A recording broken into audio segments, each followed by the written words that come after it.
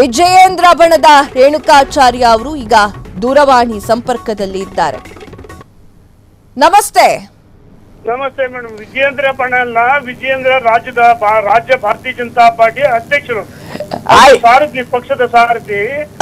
ಇಲ್ಲಿ ಬಣ ಇಲ್ಲ, ಅಧ್ಯಕ್ಷರ ಜೊತೆಗಿರೋದು ನಮ್ ಕರ್ತವ್ಯ ಇದೀವಿ. Okay sir. ಈಗ ಎಸ್ ಟಿ ಸೋಮಶೇಖರ್ ಅವರನ್ನ ಹಾಗೂ ಶಿವರಾಮ್ ಹೆಬ್ಬಾರ್ ಅವರನ್ನ ನಿಮ್ಮ ಹೈಕಮಾಂಡ್ ತೆಗೆದು ಹಾಕಿದೆ. ಇದರ ಬಗ್ಗೆ ನಿಮ್ಮ ರಿಯಾಕ್ಷನ್ ಏನು? ವ್ಯಕ್ತಿಗಿಂತ ಪಕ್ಷ ಮುಖ್ಯ, ಪಕ್ಷಕ್ಕಿಂತ ದೇಶ ಮುಖ್ಯ ಅಂದ್ರೆ ನಾವು ಇಲ್ಲಿ ಯಾರು ತಪ್ಪಾಡ್ತಾರೆ, ಭಾರತೀಯ ಜನತಾ ಪಾರ್ಟಿ ನಮ್ಮ ರಾಷ್ಟ್ರೀಯ ನಾಯಕರು, ರಾಜ್ಯ ಅಧ್ಯಕ್ಷರು ಸದೃಢವಾಗಿದ್ದಾರೆ. ಪಕ್ಷ ಯಾವ ಒಬ್ಬ ವ್ಯಕ್ತಿಯ ಮೇಲೆ ಅವಲಂಬಿತ ಆಗಿಲ್ಲ. ಪಕ್ಷ ವಿರೋಧ ಚಟುವಟಿಕೆ ಯಾರು ಮಾಡಿದ್ರು ಅದು ಸಹಜವಾಗಿ ಪಕ್ಷ ಸೂಕ್ತ ಸಮಯದಲ್ಲಿ ಕ್ರಮವನ್ನು ತೆಗೆದುಕೊಂಡಿದ್ದಾರೆ. ಓಕೆ, ಅವರು ಪಕ್ಷ ವಿರೋಧಿ ನೀತಿಯನ್ನ ಅನುಸರಿಸಿದ್ರು, ಆದ ಕಾರಣ ಹೈಕಮಾಂಡ್ ನಿರ್ಧಾರ ಅಂತಿಮ ನಿರ್ಧಾರ ಅಂತ ಹೇಳ್ತಾ ಇದ್ದೀರಾ? ಹೌದು ಮೇಡಮ್. ನೋಡಿ, ಈಗ ಭಾರತೀಯ ಜನತಾ ಪಾರ್ಟಿ ಇಬ್ರು ಶಾಸಕರು ಸುಮ್ಮನೆ ಉಚ್ಚಾಟನೆ ಮಾಡುತ್ತಾ? ಗುರುತರವಾದ ಆರೋಪಗಳು ಸಾಕ್ಷಿ ಸಮೇತ ಸಾಬೀತಾದಾಗ ಈ ರೀತಿ ಉಚ್ಚಾಟನೆ ಕ್ರಮ ಅನಿವಾರ್ಯವಾಗಿ ಮಾಡ್ತಾರೆ. ನಿಮ್ಮ ಪಕ್ಷದ ನಾವೆಲ್ಲ ಬದ್ಧರಾಗಿರ್ತೀವಿ. ಓಕೆ, ನಿಮ್ಮ ಪಕ್ಕದ ಕ್ಷೇತ್ರ ಹರೀಶ್ ಅವರ ಕತೆ. ನಾನು ಅವರು ಬಹಳ ದೊಡ್ಡ ನಾಯಕರು, ರಾಷ್ಟ್ರೀಯ ನಾಯಕರು. ರಾಷ್ಟ್ರೀಯ ನಾಯಕರ ಬಗ್ಗೆ ಮಾತಾಡುವಷ್ಟು ದೊಡ್ಡವನಲ್ಲ, ಬಹಳ ಸಣ್ಣವನು. ಯಾಕೆಂದ್ರೆ ಚುನಾವಣೆಯಲ್ಲಿ ಯಡಿಯೂರಪ್ಪ ಬೇಕಾಯ್ತು, ಹಗಲು ರಾತ್ರಿ ನಾವು ಬೇಕಾಯ್ತೀವಿ. ಚುನಾವಣೆ ಆದ್ಮೇಲೆ ಯಾರೋ ಒಬ್ಬ ವ್ಯಕ್ತಿ ಜೊತೆ ಗುರ್ಸ್ಕೊಂಡು ಯಡಿಯೂರಪ್ಪನವ್ರ ವಿರುದ್ಧ, ರಾಜ್ಯದ ಅಧ್ಯಕ್ಷರ ವಿರುದ್ಧ ಅನಗತ್ಯವಾಗಿ ಮಾತಾಡ್ತಾರೆ. ಬಹಳ ದೊಡ್ಡ ರಾಷ್ಟ್ರೀಯ ನಾಯಕರು. ರಾಷ್ಟ್ರೀಯ ನಾಯಕರ ಬಗ್ಗೆ ಮಾತಾಡಕ್ಕೆ ಇಚ್ಛೆ ಪಡಲ್ಲ. ಓಕೆ, ಈಗ ಮತ್ತೆ ಉಪಚುನಾವಣೆ ನಡೆದ್ರು ನಡೀಬಹುದು ಮೇಡಮ್? ಉಪಚುನಾವಣೆ ನಡೆಯಲ್ರಿ, ಉಚ್ಚಾಟನೆ ಅಷ್ಟೇ. ಯಾವ ಸದಸ್ಯತ್ವದಿಂದ ವಜಾ ಆಗಿಲ್ಲಲ್ರಿ ಅವರು.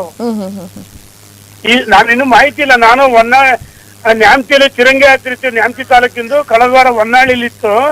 ತಿರಂಗ ಯಾತ್ರೆ ಮುಗಿಸಿ ಈಗ ಒಂದು ಶವ ಸಂಸ್ಕಾರಕ್ಕೆ ಹೊರಟಿದೀನಿ. ಉಚ್ಚಾಟನೆ ಆಗಿದೆಯೋ ಅದು ಸದಸ್ಯತ್ವ ರದ್ದಾಗಿದೆ ಮೇಡಮ್.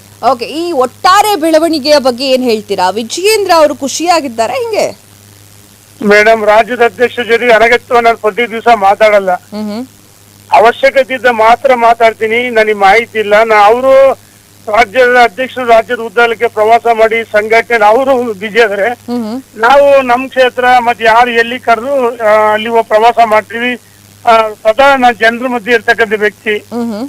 ಹಾಗಾಗಿ ಪ್ರತಿ ದಿವಸ ಕರೆ ಮಾಡೋದು ಅನಗತ್ಯ ಅವ್ರಿಗೆ ಕಿರಿಕಿರಿ ಆಗೋದು ನಮಗೂ ಇದು. ನಾನು ಯಾವ ರೀತಿ ಮುಜುಗರ ಆಯ್ತು ನಾನು ನಡ್ಕೊಳ್ಳೋದು. ಜನರನ್ನ ಉಚ್ಚಾಟನೆ ಮಾಡಬಹುದು ಮೇಡಮ್. ನಾ ಮೊನ್ನೆ ಮಾತಾಡಿದೆ, ಪಕ್ಷಕ್ಕಿಂತ ವ್ಯಕ್ತಿ ಮುಖ್ಯ ಅಲ್ಲ.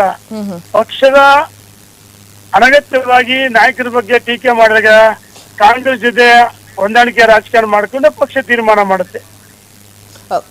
ಓಕೆ ಓಕೆ ರೇಣುಕಾಚಾರ್ಯ ಅವರೇ, ಈಗ ಈ ಎಲ್ಲಾ ಬೆಳವಣಿಗೆಯನ್ನ ನೋಡ್ತಾ ಇದ್ರೆ ಬಿಜೆಪಿ ತನ್ನ ಒಂದಿಷ್ಟು ಶಾಸಕರನ್ನ ಕಳೆದುಕೊಂಡು 3 ಶಾಸಕರನ್ನ ಉಚ್ಚಾಟನೆ ಮಾಡೇ ಕಳಿಸ್ಬಿಟ್ಟಿದೆ. ಅವ್ರ ಬಲ ಸ್ವಲ್ಪ ಕಮ್ಮಿ ಆದಂಗೆ ಕಾಣಿಸ್ತಾ ಇಲ್ವಾ?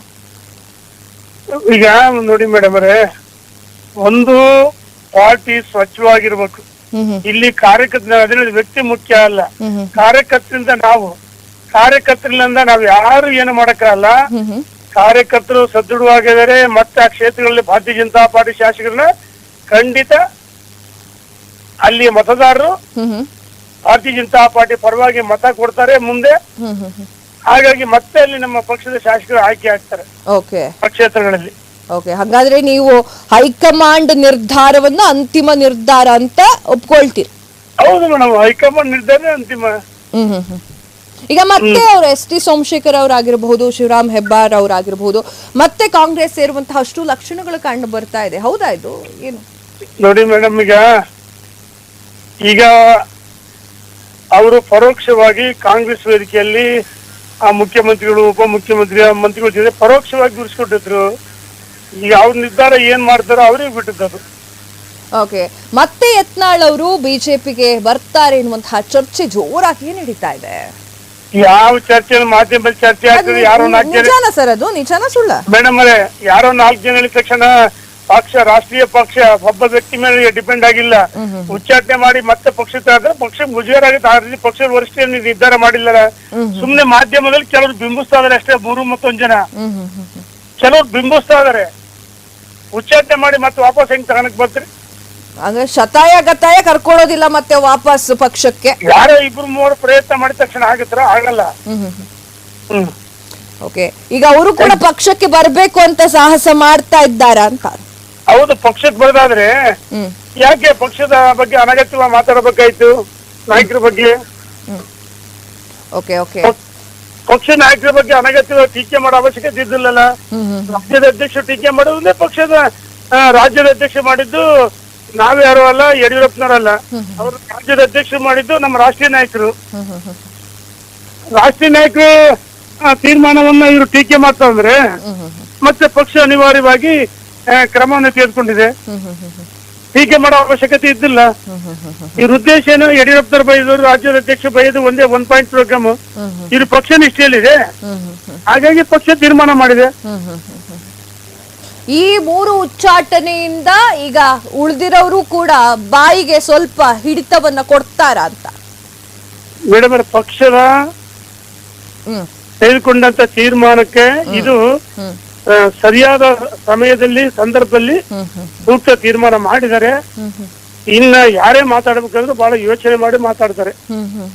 ಸ್ವಲ್ಪ ಭಯ ಹುಟ್ಕೊಂಡಿದೆ ಹಾಗಾದ್ರೆ. ಖಂಡಿತ ಖಂಡಿತ. ಓಕೆ ಓಕೆ, ತಮ್ಮೆಲ್ಲ ಮಾಹಿತಿಗಾಗಿ ಧನ್ಯವಾದ. ಕ್ಷಣ ಕ್ಷಣದ ಸುದ್ದಿಗಳಿಗಾಗಿ ಫ್ರೀಡಂ ಟಿವಿ ಸಬ್ಸ್ಕ್ರೈಬ್ ಮಾಡಿ, ಲೈಕ್ ಮಾಡಿ ಹಾಗೂ ಫಾಲೋ ಮಾಡಿ. ಹೊಸ ಸುದ್ದಿಗಳ ನೋಟಿಫಿಕೇಶನ್ಗಾಗಿ ಬೆಲ್ ಐಕಾನ್ ಮೇಲೆ ಕ್ಲಿಕ್ ಮಾಡಿ.